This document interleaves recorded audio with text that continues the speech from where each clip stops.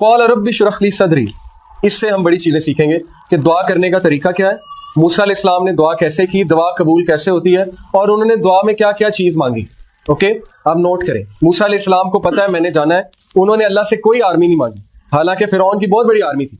वो अल्लाह से कह सकते थे अल्लाह मुझे $2 बिलियन दे दें, और मुझे जो है वो इतने हवाई जहाज दे दें, और मुझे फरिश्ते भेज दें मदद के लिए, और जो है वो मुझे इतने घोड़े चाहिए, और इतने मुझे टैंक चाहिए, इतने हथियार चाहिए। लेकिन अब सुने उन्होंने क्या मांगा। क़ाल रब्बि इश्रह ली सदरी। सबसे पहले he said, oh my Lord open for me my chest. मेरे शरह यानी खोल दे, किसको? सदर को, मेरे सीने को खोल दे, यानी ग्रांट मी, इसकी तफसीर है grant me self confidence, containment and boldness. Okay, यानी मेक मी फियरलेस, और जब मैं वहां जाऊं मैं कॉन्फिडेंट होकर बात करूं। ओके, और मुझे चीजें दिखा, मुझे समझ आए, मेरी ऑब्जर्वेशन पावर को बढ़ाए। तो ये बड़ी पावरफुल दुआ है। यानी सबसे पहले उन्होंने अल्लाह से क्या कहा, अल्लाह मुझे ऑब्जर्वर बनाए, good observer, I should be open. Okay, मुझे चीजें नजर आनी चाहिए द वे दे आर, और कुरान आपका सीना खोलता है। दैट्स द रीजन कि कुरान की इतनी फोकस। वयस्सिर ली अमरी, then he asked what? Ease. उन्हें पता था कोई काम भी अल्लाह की तरफ से आसानी जब तक नहीं आएगी नहीं हो सकता है। तो अल्लाह से छोटे छोटे कामों में आसानी मांगनी चाहिए, इसमें कोई शर्म नहीं करनी चाहिए। ओके, आम एक आदमी से हम छोटी बात में मदद मांगेंगे, वो कहेगा यार क्या तुम आ जाते हो, ये भी कोई बात है मदद मांगने वाली। लेकिन अल्लाह ताला माइंड करते हैं, लिटरली माइंड करते हैं अगर आप उनसे छोटी छोटी बातें भी शेयर ना करें। ओके, ये हदीस से प्रूवन है।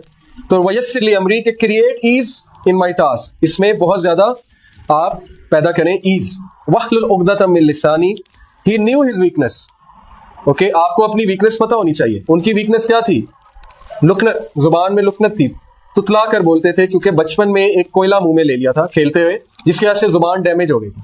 तो अल्लाह को कहा कि रवानगी पैदा कीजिए मेरी जुबान में, क्योंकि आप कर सकते हैं। अल्लमाहुल बयान, आपने ही सिखाया इंसान को बयान करना, तमाम स्पीचेज आपकी तरफ से हैं।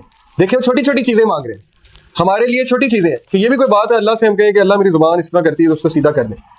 हम तो मांगेंगे अल्लाह मुझे दौलत दे दे, मुझे ये कर दे, ओके, मेरी जो है वो मेरे पास ये आ जाए, वो आ जाए, बड़ा घर आ जाए।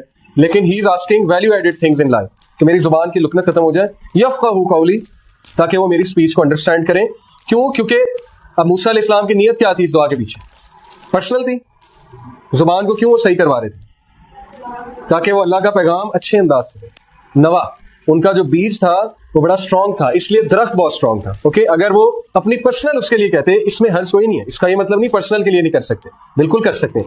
अल्लाह से आप पर्सनल चीज हर कुछ मांग सकते हैं, दौलत भी मांग सकते हैं, लेकिन अगर नीयत अच्छी है तो क्या ही बात है। जैसे वो एक हदीस है, वो हदीस तो वैसे ज़ईफ है, लेकिन उसका कॉन्टेक्स्ट बड़ा अच्छा है। नबी ने एक सहाबी से पूछा कि तुमने अपने घर में रोशनदान क्यों बनवाया? उन्होंने कहा ताकि हवा आए। तो नबी सल्लल्लाहु अलैहि वसल्लम ने कहा कि क्या ये अच्छी बात होती है अगर तुम कहते हैं कि अजान की आवाज आए, तो डबल रिवॉर्ड होता। हवा तो आनी थी, ओके, हवा तो एक नेचुरल प्रोसेस है, लेकिन तुम्हारी नीयत ये थी कि अजान की आवाज आए, तो ये रिवॉर्ड भी हो जाता। तो हर्ज कोई नहीं है, लेकिन नीयत हो तो बहुत ही अच्छी बात है। वजअल्ली वज़ीरन मिन अख्ली, फिर उन्होंने क्या कहा? Appoint for me a helper from my family, एक वजीर अखज़ करें। क्या साबित हुआ? चेंज के लिए रिसोर्सेज से ज्यादा किसकी अहमियत है? Man power. ओके, रिसोर्सेज से अगर चेंज आती तो मुशरिकीन मक्का जो है वो कामयाब हो जाते हैं। अफराद से चेंज आती है। ओके, उन अफराद से जिनमें पैशन है। बहुत से मैंने चीजें देखी हैं अपनी आंखों के सामने कि एक बड़े तगड़े किस्म के लोग जिनके पास बड़ी रिसोर्सेज हैं, एक प्रोजेक्ट शुरू करते हैं, वो फेल हो जाते हैं। और कुछ ऐसे लोग जिनके पास कुछ भी नहीं है, वो प्रोजेक्ट शुरू करते हैं और वो छा जाते हैं। क्यों? Man power. ओके, उनके पास हीरे हैं। हीरो से मुराद है कि जो बेलॉस काम करते हैं और जो सैलरी की तरफ नहीं जाते और जो इंसानियत के लिए वाकई कुछ करना चाहते हैं, वो लोग चेंज लेकर आते हैं। दूसरे लोग चेंज नहीं लेकर आते। हारून अखी, सिर्फ ये नहीं कहा वजीर दे, उन्होंने कहा मेरा भाई दे, हारून को दे। ये बिल्कुल इसी तरह है, आप अपने बॉस के पास जाएं और आप उन्हें कहें कि सर मेरा एक असिस्टेंट रखते हैं, मैंने काम करना है, काम तो बड़ा अच्छा दिया आपने, लेकिन एक असिस्टेंट रखते हैं। फिर आप उसे ये भी कहें कि ऐसा करें मेरे भाई को रखते हैं। ओके, तो ये आप बहुत स्पेसिफिक हो रहे हैं। वो आपसे पूछ सकता है कि क्या मतलब आपके भाई को क्यों रखें, लेकिन मूसा अलैहिस्सलाम शर्माए नहीं। इसलिए साबित ही हुआ कि आपकी जो दुआ होनी चाहिए उसके कुछ एट्रीब्यूट्स होने चाहिए। नंबर 1, वो दुआ फोकस्ड होनी चाहिए। वो इस तरह की जनरल दुआ नहीं होनी चाहिए जैसे हमारी मसाजिद में होती है, वो सिर्फ शुरू में यही सुनाई देता है अल्हम्दुलिल्लाह रब्बिल आलमीन, और फिर एंड में सुनाई देता है सल्लल्लाहु अलैहि वसल्लम, और उसके बाद सारे आमीन कह देते हैं। तो ये तो कोई फोकस दुआ तो है नहीं। मुझे तो पता ही नहीं बीच में उन्होंने क्या कहा। ओके, ना मैं खुद बीच में कुछ कह रहा हूँ।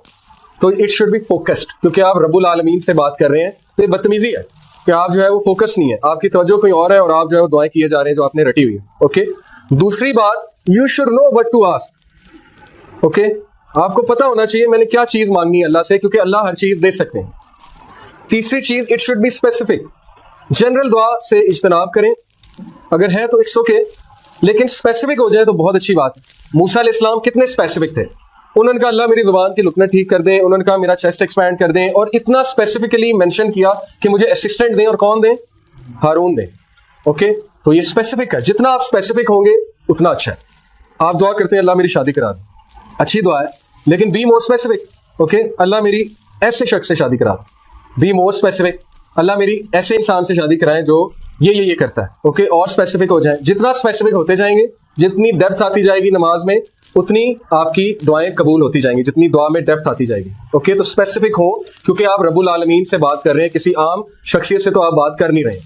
और कभी भी शर्माए ना, दुआ करते रहे। ओके, ये मत सोचे मैं क्या मांग रहा हूँ, ये कभी आपके माइंड में ना आए कि ये तो हो ही नहीं सकता, ये मैं क्या बात कर रहा हूँ, ये तो हुआ ही नहीं कभी। ओके, मायूसी वाली दुआ जो है वो रिजेक्ट कर दी जाती है। हदीस के मुताबिक दुआ वो कबूल होती है जो बहुत अफर्मेशन के साथ है, कंफर्मेशन के साथ है, आपको पता है वो कबूल हुई। और कबूलियत की शक्लें हैं, 3 शक्लें हैं। क्या क्या है? एक, या तो अल्लाह आपको वो दे देते हैं जो आप मांग रहे हैं। दूसरा, कोई तकलीफ आप पे है उसके बदले वो हटा देते हैं। और तीसरा, आपको आखिरत के लिए वो चीज़ रिजर्व कर लेते हैं और आखिरत में मिल जाती है। तो दुआ कभी रिजेक्ट नहीं होती, उसने कबूल ही होना है।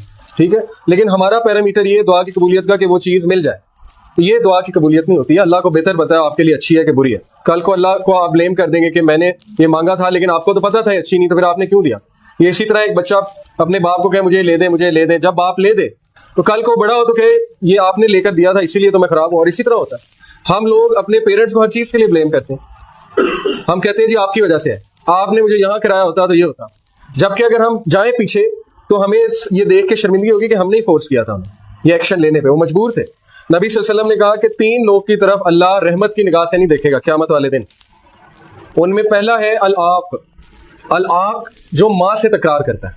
अल-आक वो शख्स है जो माँ से तकरार करता है। माँ कहती है बेटा ये क्या कर रहे हो, वो कहता है आपको नहीं पता, आपको क्या पता है, छोड़े बस इस काम। अल-आक, अल्लाह रहमत की निगाह से भी क़यामत वाले दिन उसको नहीं देखेंगे। दूसरा अल-मन्नान। अल-मन्नान है एहसान जतलाने वाला, किसी पे एहसान करके फेवर देके लोगों को बताता है मैंने उसके साथ ये किया, उसको तो पता है कुछ नहीं था, मैंने उसको सिखाया। ओके, ये आप अपना रिवॉर्ड ज़ाया कर रहे हैं, अपनी नेकियों को आग लगा रहे हैं। तीसरा वो मर्चेंट जो झूठ बोलकर सौदा बेचे, जो लोगों को धोखा दे कि मैंने ये चीज इतने की खरीदी थी और आपको मैं सिर्फ इतने की दे रहा हूं। तो बेसिकली झूठा इंसान, लोगों को इंप्रेस करने के लिए झूठ बोलने वाला इंसान, ये 3 लोग की तरफ अल्लाह रहमत की निगाह से भी नहीं। और इनमें सरस्टेरी पहला, क्योंकि ये हमारा अलमिया है, यूथ में हम लोग माँ से तकरार बड़ी करते हैं। ओके, ये चीज आप छोड़ दें क्योंकि इसकी बड़ी स्ट्रिक्ट वार्निंग